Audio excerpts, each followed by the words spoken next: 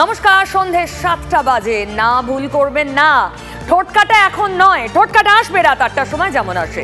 এখন আমি আপনাদের সামনে এসেছি আপনি কি ভাবছেন জানতে, জানতে বাংলা কিভাবে।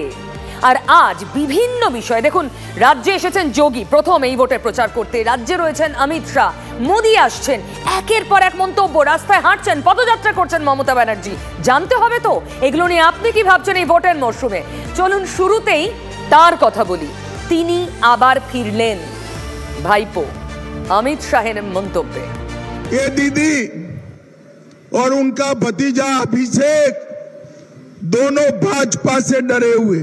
ममता दीदी जितना संतरास करना हो वो कर लो, आपका और भतीजे का विदाई अब सुनिश्चित है, आपको जाना है, तय कर दिया है। বাংলার বুকে দাঁড়িয়ে যখন অমিত শাহ বলছেন, তো অধিকারী প্রাইভেট লিমিটেডকে দেখতে পাচ্ছেন না? Buy one get 3 free.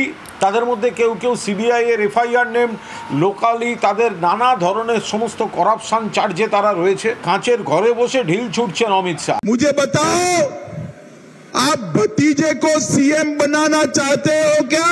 Modi ji को पीएम बनाना चाहते हो क्या? এটা লোকসভা নির্বাচন, এটা বিধানসভা নির্বাচন নয়। অমিত শাহ যদি নিজের অবচেতনে অমিত শাহ বনাম অভিষেক একটা লড়াই দেখতে পান, এ তো অভিষেকের কাছে একটা বিরাট সার্টিফিকেট। চলুন এই নিয়ে কি ভাবছেন আমার সঙ্গে উপস্থিত নেতারা যাবো, কিন্তু তার আগে পরিচয়। শঙ্কুদেব পণ্ডা বিজেপি নেতা আমার সঙ্গে রয়েছেন, আর আমার সঙ্গে রয়েছেন বাইরে থেকে অরূপ চক্রবর্তী তৃণমূল কংগ্রেস নেতা। আমি শঙ্কুর কাছে আসি। মাঝখানে পুরো ট্র্যাকটা ছিল হীরক রানী বাই বাই, ওয়েবসাইট পর্যন্ত লঞ্চ করে ফেললো বিজেপি। আবার ভাইপোকে ফেরানোর দরকার হচ্ছে কেন? দেখুন, আপনারা ব্যাপারটা আলাদা করে দেখবেন না, কারণ দুটোই এক। আপনারা এই আলাদা আলাদা করবার চেষ্টা করছেন। তৃণমূলের এটা হচ্ছে তৈরি করা একটা প্ল্যান, মানে তারাই তৈরি করছেন এরকম ন্যারেটিভ যে দুজনে আলাদা। দুজনও তো আলাদা নন, দুজনেই এক। এবং সেই এক জিনিসকেই আমরা ডে ওয়ান থেকে বলে এসেছি যে এখানে পরিবারবাদই প্রধান। পরিবারবাদ বললে একটু মিসলিড করেন অনেকে, যেমন কুণাল ঘোষ করেছেন। আমরা পরিবার বলতে এটা বুঝি না যে একজন পরিবারের কেউ নেতৃত্বে রয়েছেন বলে আরেকজন কেউ রাজনীতিতে আসতে পারবেন না, এখানে আমাদের অভিযোগ নেই। আমাদের অভিযোগ সেই পরিবারই দলের মালিক হয়ে যাবে, সেই পরিবারই ঠিক করবেন দল কি করবে না করবে, দলের ভবিষ্যতে কে পোস্ট আসবেন, কে চিফ মিনিস্টার হবেন, সেটা সেই পরিবারের বাইরে হবে না। সেই পরিবারবাদকেই আমরা আক্রমণ করি, তো ফলে সেই আক্রমণে অটোমেটিক্যালি এটা এসেছে। অরূপ আমার সঙ্গে রয়েছে। অরূপ, আবার ভাইপো, আবার ওই ভাতিজা, শাহের মুখে ভাতিজা।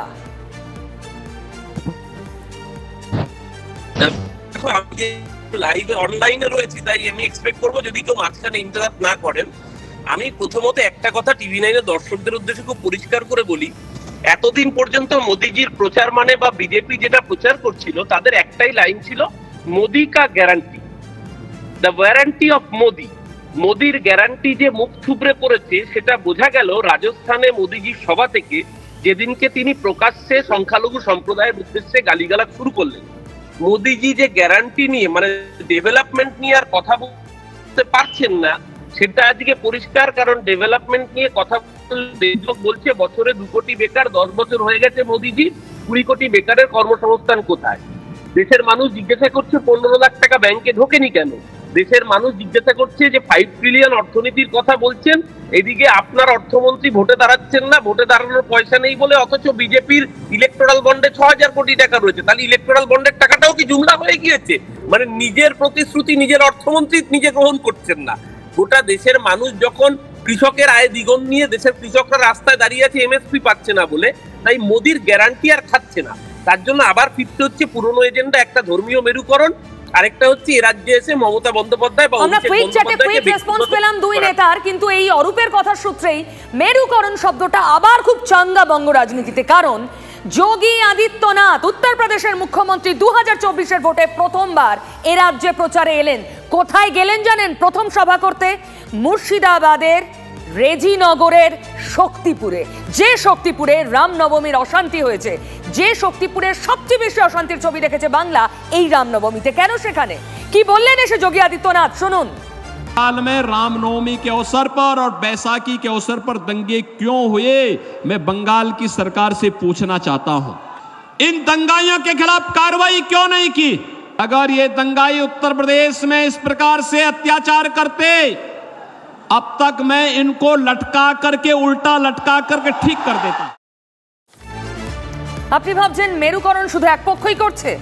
না, দুপক্ষেরই দরকার। শুনুন মমতা ব্যানার্জির কথা। এইটা হচ্ছে একটা প্রধানমন্ত্রী দেশের, যিনি বলেন কি সব শাখা পলাটোলা মঙ্গলসূত্র কিছু বলেছে, জীবনে দেখেছেন শাখা পলা কি হয়, মঙ্গলসূত্র কি হয়? কোনোদিন জীবনে দেখেছেন? দেখবার চেষ্টা করেছেন? হিন্দু মুসলিম বিভেদ করার জন্য বলছেন। আমার কাছে সতী সাবিত্রী সীতা অরুন্ধতী আর জাহানারা রোশনারা নূরজাহান এর মধ্যে কোনো পার্থক্য আমি দেখতে পাই না। আবার কুইক চ্যাট, কুইক রেসপন্স। এই মুহূর্তে শঙ্কুদেব পণ্ডা আমার কাছে আছেন। কেন তাহলে কি ডেভেলপমেন্ট ব্যাকফুটে? আবার মেরুকরণ কেন? দেখুন, আমি অরূপের কথা যেখানে শেষ করেছিল সেখান থেকে শুরু করতে চাই। আপনারা 99.99% যদি কাজ করে দিয়েছেন, তাহলে ঈদের দিন মঞ্চে দাঁড়িয়ে মমতা বন্দ্যোপাধ্যায়কে ক্লিয়ার ধর্মীয় মেরুকরণের উপর ভিত্তি করে ভোট চাইতে হয় কেন? তাকে প্রকাশ্য মঞ্চে দাঁড়িয়ে বলতে হয় কেন যে আপনারা সরাসরি বিজেপিকে ভোট দেবেন না, আমি সিএ করতে দেবো না? ভাই, সিএ তো লোককে অ্যাপ্রুভ করার একটা আইন। আপনারা মানুষকে মিথ্যে ভয় দেখাচ্ছেন, বলছেন এখান থেকে লোককে বিতাড়িত করা হবে, তাও নির্দিষ্ট একটি সম্প্রদায়ের মানুষকে। ফলে ধর্মীয় মেরুকরণের উপর ভিত্তি করে তৃণমূল কংগ্রেস যখন রাজনীতি করে, তখন স্পষ্ট হয়ে যায় শুধু চুরি ডাকাতি তারা করেছেন এ রাজ্যে এমনটা নয়, তারা লুটপাট করেছেন এমনটা নয়। মঙ্গলসূত্র কেন বলতে হচ্ছে? কেন মঙ্গলসূত্রের কথা বলতে হচ্ছে বিজেপিকে? দেখুন, হিন্দু ধর্মের মোস্ট ইম্পর্টেন্ট এক রাম মন্দির কাফি নয়।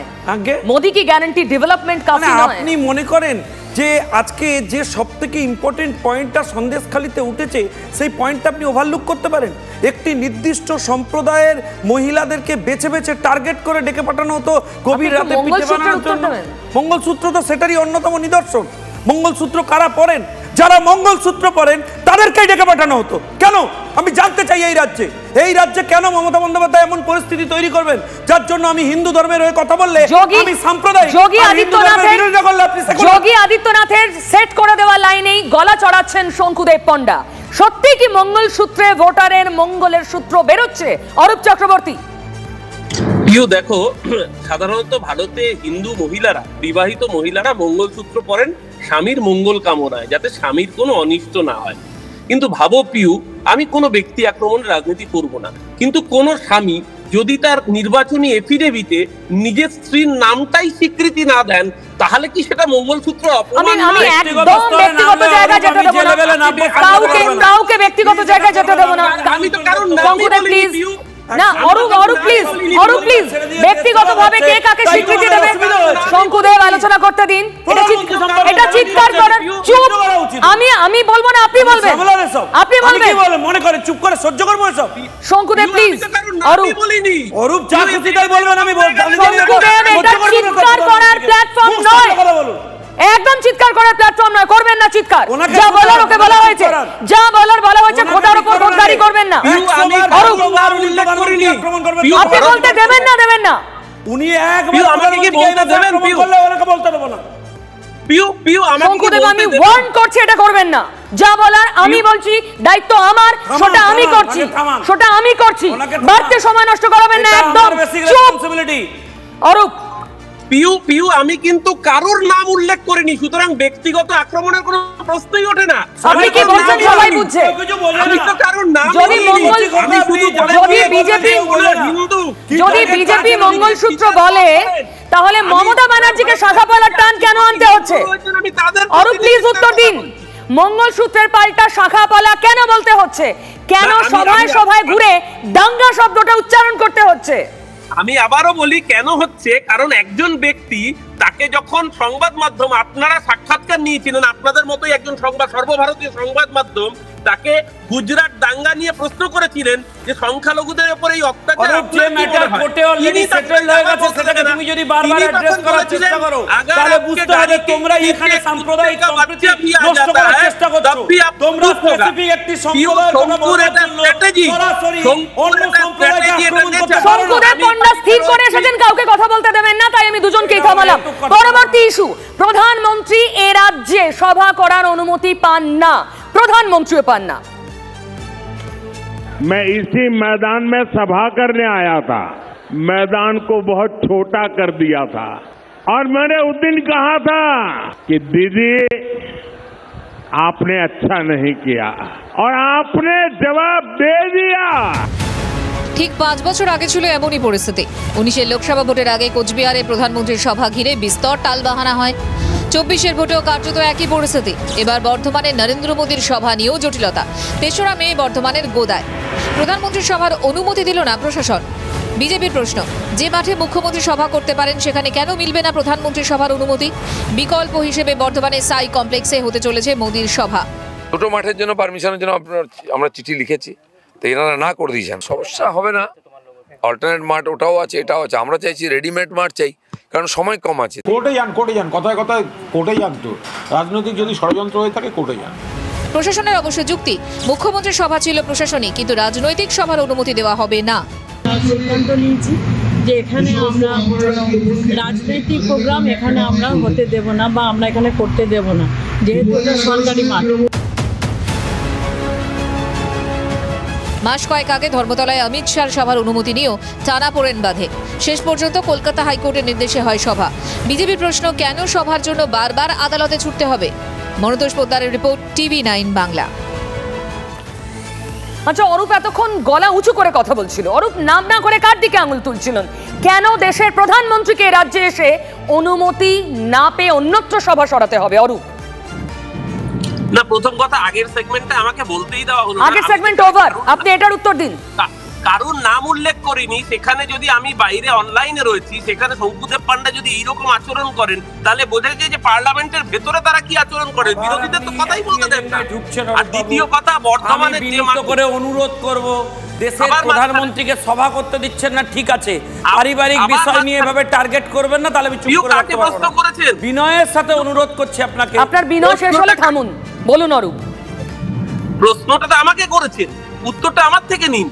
আজকে পরিষ্কার করে বলছি, এই মাঠটা বিডিএর অধীনে, বর্ধমান ডেভেলপমেন্ট অথরিটি। এই মাঠ বিডিএ। দেখুন, প্রধানমন্ত্রী সভা করতে গেলে তার নিরাপত্তা, তার সিকিউরিটি প্রোটোকল, অনেক বিষয় খতিয়ে দেখতে হয়। এই মাঠটার ক্ষেত্রে একদিকে যেমন একটা মাত্র দিকে চওড়া রাস্তা আছে, বাকি 3 দিকের রাস্তা অত্যন্ত অপ্রশস্ত। আরে এইখানেই যদি মমতা ব্যানার্জি সভা করতে পারেন, তার প্রোটোকল নেই, তার সিকিউরিটি নেই, তো কেন নরেন্দ্র মোদী পারবেন না? অবশ্যই। আরে শেষ করতে দিন না। এই নরেন্দ্র মোদী তো আগের দিন উত্তরবঙ্গে সভা করতে এসে বলছেন যে না, রাজ্য সরকারের এখানে এই অ্যারেঞ্জমেন্টের জন্য তিনি খুশি। প্রধানমন্ত্রীকে তো এরকম বক্তব্য সার্টিফিকেট বলতে শুনেছি। আসলে মোদীজির সমস্যাটা অন্য জায়গায়। মোদীজির দল মোদীজিকে এমন ভাবে এই মাঠটায় সভা করতে চাইছে না ঘুরিয়ে বকলমে, কারণ তারা জানেন যে এই মাঠে না পুলিশ পারমিশন দেয়নি, সেটা আপনি অন্য কারোর ঘাড়ে চাপাতে পারেন। আমরা দেখি ভিক্টোরিয়া হাউসের সামনে অমিত শাহকে কোর্ট থেকে পারমিশন নিয়ে আসতে হচ্ছে সভা করার জন্য। আরো একটা ছবি দেখুন অরূপ, আর একটা ছবি দেখুন। আজ রেখা পাত্র, বিজেপির ক্যান্ডিডেট, সঙ্গে সঙ্গে বাধার মুখে। দেখুন রেখার ছবি দেখাচ্ছি আমরা। সন্দেশখালী তো একই ছবি, দিকে দিকে বিরোধী মানেই নো পারমিশন। কেন অরূপ? না, নো পারমিশন কোথায়? আজকে রেখা পাত্রর সাথে যে ছেলেটি ছিল, সে ওখানকার স্থানীয় মহিলাদের সাথে শ্লীলতাহানি করেছে, তাদের গায়ে হাত তুলেছে। আমাদের অল ইন্ডিয়া তৃণমূল কংগ্রেসের পেজ থেকে সেই ভিডিও টুইট হয়েছে, আপনি দেখান পিউ। আমি আপনাকে চ্যালেঞ্জ করে বলছি, সেখানকার মহিলাদের ভিডিও আমাদের একটু আগে অল ইন্ডিয়া তৃণমূল কংগ্রেসের পেজ থেকে টুইট হয়েছে। আপনি দর্শকদের দেখান রেখা পাত্রের সাথে থাকা সেই পুরুষ সঙ্গীটি মহিলাদের সাথে আউটরেজ অফ মডেস্টি করেছে, সেই ভিডিওটা দেখান। কেন গ্রামের মহিলারা? বাংলার মা বোনেদের কাছে আমার প্রশ্ন, একজন মহিলা আর কতবার অত্যাচারিত হবেন? একাধিকবার অত্যাচারিত হওয়ার পর গণতান্ত্রিক ব্যবস্থার মাধ্যমে তিনি হচ্ছেন লড়াইয়ে পাঠ হয়েছেন, তাকে প্রচার করতে দেওয়া হচ্ছে না, মারধর করা হচ্ছে, সরাসরি আক্রমণ করা হয়েছে। কেন্দ্রীয় নিরাপত্তা থাকার পরে ওখানে প্রশাসনিক কোনো মুভমেন্ট হয়নি। এখনো পর্যন্ত যারা এই ধরনের কাণ্ড কারখানা করেছেন তাদের গ্রেপ্তার পর্যন্ত করা হয়নি। শুধু ওনার ক্ষেত্রে হয়েছে, আজকে সজল ঘোষকে পর্যন্ত প্রচার করতে দেওয়া হয়নি, তাকে দফায় দফায় আটকানো হয়েছে, এলাকায় ডিস্টার্ব করা হচ্ছে। আমাদের সমস্ত বিজেপির প্রার্থীদের পুরো প্রচার ব্যবস্থাকে এরা ডিস্টার্ব করছেন এবং আমায় মার্জনা করবেন, পুলিশের একাংশ সরাসরি এখনো নিয়ন্ত্রিত হচ্ছেন স্যাটেলাইট তৃণমূল কংগ্রেসের অপারেটিং সিস্টেমের দ্বারা। আর তার প্রমাণ আমরা লাস্ট উত্তরবঙ্গের নির্বাচনে দেখেছি, শিকাদিকে ফিরিয়ে দেওয়া হয়েছে, অথচ পাহারা দিয়েছে। যুক্তি পাল্টা যুক্তি থাকবেই। তবে এরপর আরো একটা বিষয় আপনাদের দৃষ্টি আকর্ষণ করব। দেখুন, সবাই প্রতিশ্রুতি দিচ্ছেন সভায় সভায় ঘুরে ঘুরে, আমাকে ভোট দিন, অমুকটা দেবো, আমাকে ভোট দিন, তমুক পাইয়ে দেবো। শুনুন। 30 से ज्यादा सीटें मोदी जी की झोली में डाल दो, बंगाल में 5 लाख तक का सारा इलाज free of cost Narendra Modi ji करने वाले हैं। আর এই টাকাটা জিন্দেগি ভর পাবেন, যতদিন জীবনে বাঁচবেন। 60 বছরে শেষ হবে না, যেই 60 বছর হয়ে যাবে ওটা ওল্ড এজ পেনশনে লক্ষ্মীর ভান্ডার 2 হয়ে যাবে। যারা যারা বাড়ির জন্য আবেদন করেছিলেন কারোর কাছে হাত পাততে হবে না। 31শে ডিসেম্বর এই বছরের মধ্যে বাড়ির প্রথম ইনস্টলমেন্টের টাকা সরাসরি আপনার ব্যাংক অ্যাকাউন্টে চলে যাবে। অন্যান্য রাজ্যেও 3000, 4000, 6000 করে আছে, যেখানে মহিলারা এই ভাতা পায়। সব জায়গায় কোথাও এত কম পায় না যা পশ্চিমবঙ্গে আছে। এবং দেশের সরকারকে আমরা বলেছি একটা দায়িত্ব পুরোটাই তোমাদেরকে নিতে হবে, কেন নেয়নি। সমান মুখের ডোল, খুব দ্রুত। শঙ্কুদেব পণ্ডা, দেখুন, কেন্দ্রীয় কোনো প্রকল্পই এই রাজ্যে এনারা করতে দেন না। এবং আমি খুব দুঃখের সাথে জানাচ্ছি, যেটা আজকে এতদিনে গিয়ে 500 টাকাটা আপনি 1000 করেছেন, পাশের সমস্ত রাজ্যে 2000, 3000 করে লোকে দিচ্ছে। তাহলে আমাদের পশ্চিমবাংলার মহিলাদের প্রত্যেকের অ্যাকাউন্টে যে 1000, 1500 টাকা করে চুরি হচ্ছে, সেই টাকাটা কোথায় যাচ্ছে আমি জানতে চাই। চক্রবর্তী, না না, এই এত বড় বড় ডায়লগ। দুদিন আগে লক্ষ্মীর ভান্ডার ছিল দান খয়রাতি, ভিক্ষার রাজনীতি। এখন ভোটে হারার পর লক্ষ্মীর ভান্ডার বাকি রাজ্যে দিচ্ছে। ভাই তোমরা তো ক্ষমতায় আছো, সেই রাজ্যে 2000 করে দিচ্ছ না কেন? বারণ কে করেছে? আর সিপিএম এত বড় বড় বাতেলা দিচ্ছেন, মোহাম্মদ সেলিম নিজেরা ডিক্টেটরশিপ অফ দ্য প্রোলেটারিয়েট, সর্বহারার দল, সর্বহারাকে 2 নয়া পয়সা দেননি। মমতা ব্যানার্জি সরকার দিচ্ছে, এখন বড় বড় বাতেলা মেরে বলছেন ক্ষমতা একটা দ্বিগুণ করবেন। আপনারা ক্ষমতায় 34 বছর ছিলেন, 34 নয়া পয়সা দেননি। আর বিজেপি বড় বড় কথা না বলে নিজেরা তো এতগুলো রাজ্যে ক্ষমতায় আছে, সেই রাজ্যে দিচ্ছে না কেন? ওকে কে বারণ করেছে? তর্ক আমি করতে দেব না, কারণ এ তর্ক নেভার এন্ডিং। শেষে শোনাবো আক্ষেপের কথা, আমার নয়, মুখ্যমন্ত্রী মমতা বন্দ্যোপাধ্যায়ের মালদার প্রচারে গিয়ে। পর্যন্ত মালদা জেলার এই যে 2টো লোকসভার আসন আছে, এই 2টো লোকসভার আসন কোনোদিনই আমরা পাইনি, কোনোদিন আমরা পাইনি আজ পর্যন্ত। এবার কি বদলানো যায় না? এবার কি পাল্টানো যায় না? মরিয়া মুখ্যমন্ত্রী, শুনলেন সে কথা, কিন্তু আমার হাতে তো সময় নেই, তাই শেষ করবো।